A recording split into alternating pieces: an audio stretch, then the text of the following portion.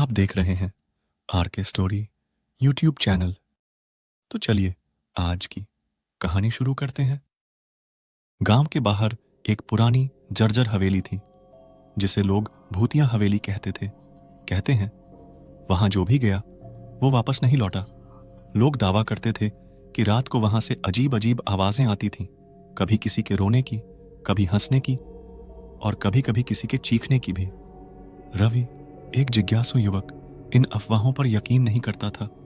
उसने ठान लिया कि वह इस हवेली में जाकर खुद देखेगा कि वहां क्या है। रात के 12 बजे रवि टॉर्च लेकर हवेली की तरफ बढ़ा। हवेली का दरवाजा टूटा हुआ था और अंदर घना अंधेरा था। जैसे ही वह अंदर गया उसे ठंडी हवा का एक झोंका महसूस हुआ। जैसे जैसे रवि अंदर बढ़ा उसे ऐसा लगा जैसे कोई उसे देख रहा हो। अचानक सीढ़ियों पर किसी के चलने की आवाज आई। उसने टॉर्च उस तरफ घुमाई लेकिन वहां कोई नहीं था।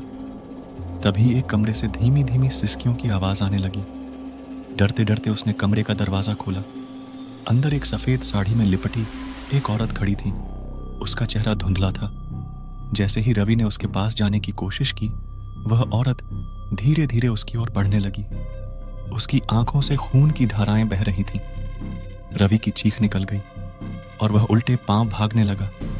लेकिन जैसे ही उसने दरवाजे से बाहर निकलने की कोशिश की, दरवाजा खुद खुद बंद हो गया। रवि ने घबराकर मंत्र पढ़ने शुरू किए और तभी वह औरत दर्द से चीख उठी। हवेली में तेज हवाएं चलने लगीं और चारों ओर चीजें इधर उधर गिरने लगीं। अचानक दरवाजा खुल गया और रवि भागता हुआ बाहर आया। अगली सुबह जब गांव वालों ने हवेली के पास जाकर देखा तो वहां रवि बेहोश पड़ा मिला। होश में आने के बाद उसने बताया कि हवेली में सच में एक आत्मा थी, जो वहां मारे गए लोगों की आत्मा थी।